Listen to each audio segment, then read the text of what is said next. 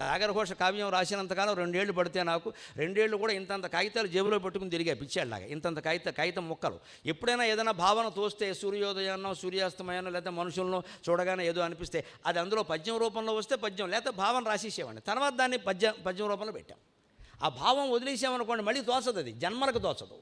అయ్యో పోయింది. ఆస్తులు పోతే సంపాదించుకుంటాం, ఆ అభివ్యక్తి పోతే సంపాదించుకోలేమండి. కవికి అదే ముఖ్యం, అభివ్యక్తి పోతే కష్టం. అందుకని ఆయన ఈ కాదొట్టు కాదు ఎప్పుడు ఆ పద్యం అయిన వెంటనే అర్ధరాత్రులు అపరాత్రులు తెలియదు, కానీ వెంటనే రాసి ఉంటాడు. ఈ పద్యం రాయకుండా మాత్రం పడుకోలేడు. కాదటు కాదు. మరి అగ్నిహోత్రుడు ఎందుకు ఇస్తున్నాను అంటే దోషమెటకన్పడినన్ కబళించి వైచి. కవి బాధ్యత సమాజంలో ఉండే దోషాలు చెప్పాలి, ప్రవచనకర్త బాధ్యత సమాజంలో ఉండే దోషాలు చెప్పాలి. మనకెందుకని వదిలేయకూడదు, చెప్పాలి, మన బాధ్యత అది. ఏమైనా సరే వైరాగ్యం మాకు లేకపోతే ఎవడుకుంటుందండి, ఏం చేస్తారు? వైరాగ్యం ఉన్నవాళ్ళం, భక్తి జ్ఞాన వైరాగ్యం మూర్తి భవించిన వాళ్ళం. మాకేమిటి, మాకు లేక ఏముంటుంది? ఉన్నది ఒక్క ప్రాణం, పోతే ఏమిటి అందులో పెద్ద పోయేది? మనం ధైర్యంగా మాట్లాడడం లేదా, మనం సత్యం చెప్పేమో లేదా, మనం అసత్యం చెప్పలేదే. ఎవడో ఏదో అనుకోనేవాడు అనుకోవడం కోసమే మాట్లాడాం. మీరు చేసే వ్యాఖ్యానాలు కొందరికి తెలుస్తున్నాయండి అంటే it is the purpose of the thing అని చెప్పాను. తెలవడం కోసమే నేను మాట్లాడా, చెప్పుకోపో. తెలవకపోతే నేను ఎందుకు మాట్లాడడం? తెలవడం కోసమే మాట్లాడడం. మారితే మారమని లేకపోతే ఊరుకోమను, ఏం చేస్తారో చేసుకోమను. ఏమీ చేయలేదు ఇంతవరకు. 61 ఏళ్ళు నేను బతుకుండమే నాకు ఆశ్చర్యంగా ఉంది. ఏం పర్వాలా, ధైర్యంగా ఉండండి. ఏమీ లేదు. అటువంటి వాడిని ఎప్పుడు వెనకాల అమ్మవారి ఛత్రం వేసి కాపాడుతుందండి, సందేహం. సత్యం వివేకానందుడు మాట. సత్యము పవిత్రత నిర్భయత్వం ఉన్నవాడికి ప్రపంచం తల వంచాల్సిందే, ప్రపంచానికి వాడు తల వంచడు.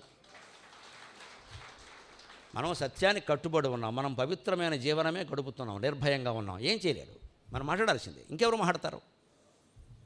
ఒక ప్రవచనకర్త కూడా వైరాగ్యం జ్ఞానంతో మాట్లాడకపోతే ఇంకెవరు మాట్లాడతారు? ఎవరికి పదవులు కావాలి, ఎవరి పీఠాలు కావాలి? మాకేం అక్కర్లేదు. కోరిక లేనివాడు, భయం లేనివాడు మాత్రమే హాయిగా మాట్లాడతాడు, హాయిగా జీవనం సాగిస్తాడు.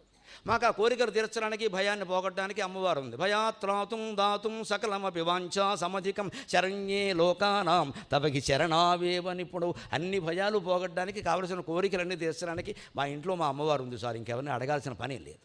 అవును, అడుగుతాం అవసరమైతే, ఏం పర్వాలా. ఆ ధైర్యం ఉండాలంతే. ఆ ధైర్యం మధునాపంతులకు ఉంది కాబట్టి ఇన్ని మాటలు రాశాడు ఆయన. కాదటు కాదు దోషం ఎటకన్పడినన్ కబళించి వేసి. అగ్నిదేవుడి యొక్క లక్షణం ఇది. వెంటనే కాల్చేస్తాడు, క్షణం ఆలోచించడు. పైగా పల్చడి పదార్థాలు, తేలిగ్గా ఉండే పదార్థాలు అగ్నిలో తేలిగ్గా పడిపోతాయి. అందుకని వెంటనే కాల్చేస్తాడు. ఇనువును కూడా వదిలిపెట్టాడు, మొత్తం వంగి సాగదీసేలా కాల్చిపారేస్తాడు. ఇనువులో ఉండే దోషాలు కరిగిస్తాడు. బంగారంలో ఉండే దోషాలు పోవడానికి అగ్ని కారణం కాదా? అగ్ని శుద్ధం కాదా బంగారం? లేదా దోషాలు ఉండవా? అందుకని అక్కడ బంగారం నుంచి ఇనుము వరకు ఎటకనపడినన్ అనే మాట అందుకే వాడారు. బంగారం నుంచి ఇనుము వరకు మంచి పెద్ద చిన్న లేదు. ఇంకా అందులో ఏ దోషం కనపడినా కవి చెబుతాడు, కబళించి వేస్తాడు అగ్నిదేవుడు. ఆ లక్షణం నాయకుడికో రాజకీయంలో ఎలా ఉంటుందండి? దోషాలు కావాలని సవరిస్తాడు. ఎందుకంటే వాడు మనవాడు వాడు ఎన్నికల్లో గెలుస్తాడు కాబట్టి వాడు ఎటువంటి వాడైనా పర్వాలేదు, వాడు గెలిచేవాడే టిక్కెట్, గెలిచేవాడికి టిక్కెట్. ఎంత దౌర్భాగ్యం దేశంలో! గెలిచేవాడికి టిక్కెట్ట, ధర్మాత్ముడికి టిక్కెట్ట. ఎవడు గెలుస్తాడో వాడికి టిక్కెట్ నిర్భయంగా హాయిగా చెబుతున్నారు. గెలవకపోతే కుదరదండి ఏం చెబుతున్నారు ఖచ్చితంగా. అంటే ఎలాగోళ్ళ గెలవమని చెప్పడమే కదా. సరిగ్గా నరసింహ శతకంలో శేషప్ప చెబుతాడు ఇక్కడ, పసరంబు పంజయిన పశుల కాపరి తప్పు, ప్రజలు దుర్జనులైన ప్రభువు తప్పు అన్నాడు. ప్రజలు దుర్జనులైతే ప్రభువు తప్పు అన్నాడు. 300 ఏళ్ల క్రితం చెప్పాడు శేషప్ప. ఆ పాటు ధైర్యం లేకపోతే ఎలాగా? వాళ్ళని ఏమి ఛేదించేశారా, ఉరి తీసేశారా? తీసుకోమనండి, ఎవరికి కావాలి? ఆ ధైర్యమే ఇక్కడ లెక్క. అందుకని ఇవి మీరు నమ్ముకోవద్దా, నేను అగ్నిదేవా నిన్ను నమ్ముతున్నా. ఎక్కడ దోషం కనిపిస్తే అక్కడ చొర అంటించేస్తావు. కార్చిచ్చు, ఎంత అభివృద్ధి చెందిన దేశం ఆస్ట్రేలియా ఈవేళ ఏమైపోయిందండి? కార్చిచ్చు కారణంగా తట్టుకోలేకపోయింది. దాని తర్వాత వచ్చిన పరంపరగా వచ్చిన గొలుసుకట్టుగా వచ్చిన సమస్యలు చాలా ఉన్నాయి. ప్రకృతి ప్రకోపిస్తే ఏమవుతుందో కరోనా చెప్పట్లేదా? మనిషి తెలుసుకుంటున్నాడు ఈ విలయాన్ని. అందుకని అగ్నిదేవ దయచూపి అందుకొనుమా కృతి సుందరి పాణిపద్మను.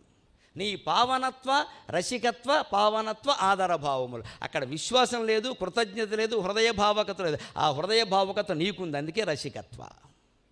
ఆ విశ్వాసం నీకుంది, అందుకే పావనత్వ. ఆ కృతజ్ఞత నీకుంది, ఆదరభావం. ఆ మూడింటికి 3 సరిగ్గా రాసి వాళ్ళ దగ్గర ఏవి లేవు అనుకున్నానో అవి నీ దగ్గర ఉన్నాయా. అందుకని కృతి సుందరి పాణిపద్మం. ఇక్కడ ఒక వైదికమైన మాట ఏమిటంటే నాకు తోస్తున్నది, సరిగ్గా కృతి సుందరి కావ్యకృతిని, కావ్యకన్యని మామూలు పెళ్ళయ్యే అమ్మాయితో పోలుస్తారు సహజంగా. అంకితం తీసుకున్నాయని అల్లుడు అంటారు, మా కావ్యకన్య మా అమ్మాయి అంటారు, అదంతా మామూలే. కావ్యకన్యని అగ్నిదేవుడికి ఇచ్చి పెళ్లి చేద్దామని చూస్తున్నాడు కదా ఆయన. సరిగ్గా కన్యను కూడా ముందు అగ్నిదేవుడు పెళ్లి చేసుకున్నాకే వరుడు పెళ్లి చేసుకుంటాడండి. సోమ ప్రథమో వివిధే గంధర్వో వివిధ ఉత్తరగ తృతీయోగ్నిస్తేపతి తురీయాస్తే మనుష్యజాక వేదం చెప్పినమాట.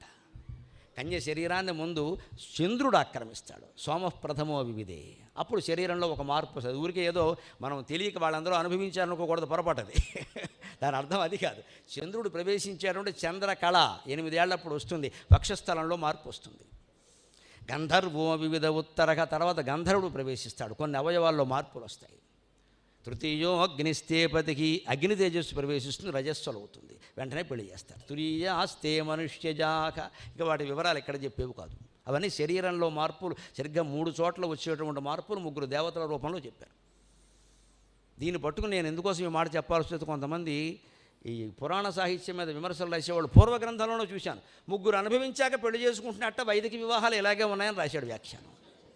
అదే నువ్వు అర్థం చేసుకునే విధానం. నేను చూశానండి, చాలా ప్రసిద్ధుడు, నేను పేరు చెప్పను కానీ చాలా ప్రసిద్ధుడు, వంకర విమర్శలకి ప్రసిద్ధుడు. 50 ఏళ్ల క్రితం చేసిన విమర్శ, కడుపు మండిపోయింది నాకు. ఇదే వీడికి అర్థమైంది వేదం. చంద్రుడు అగ్ని వీళ్ళంతా పెళ్లి చేసుకుని 4వ వాడి కింద ఇచ్చారా? చంద్రుడు అంటే ఎవరో, అగ్ని అంటే ఎవరో తెలియదా? 3 రకాల తేజస్సులు, కళలు అమ్మాయిలో ప్రవేశిస్తాయి. ఇప్పుడు మాటలో చెప్పనా, పెళ్లి కళ వచ్చేసిందే బాల, అదే మరి అక్కడ ఆ కళ అప్పుడే వస్తుంది. అప్పుడు ఇంక పెళ్లి చేయాలని తండ్రికి లెక్కది. దాని ఉద్దేశాన్ని అక్కడ చెప్పారు, అంతేగాని ఇది కాదు కదా. అలాగా అగ్ని చేసుకుంటాడు కాబట్టి కృతి స్వీకృతి కృతి గొందుమా అన్నాడు ఆయన. ధనంజయ అగ్నిదేవా దయజూపి అందుకొనమా కృతి సుందరి పాణిపద్మమున్. మా అమ్మాయిని ఈ పాణిపద్మాను నువ్వు అందుకోవయ్యా అంటే ఇక్కడ మనం వ్యవహారంగా ఆత్మాభిమానంతో నేర్చుకోవలసిన మాట ఇక్కడ చెబుతున్నాండి. విసివితి దోషులు నలిపి వేసరితిన్. ఈ దోషుళ్ళు నలపడం అనేది వైదిక విద్యలో బాగా తెలుసు, నన్ను మన్నించండి. కాస్త ఎవరైనా శ్రావణ మాసంలో సంభావన ఎక్కువ ఇస్తారంటే ఏమిటి వాడు ఏం చెబుతాడు, ఇలా కొంచెం చేపడం, ఇలాగ వాడి దగ్గరికి వెళ్ళి రాజు దగ్గర నాయకుల దగ్గరికి వెళ్ళి ఎలా అనడం అంటే కాస్త ఏదో పారేయమని అర్థం, అంతే కదా. సరిగ్గా ఆ ప్రయోగం సరిగ్గా.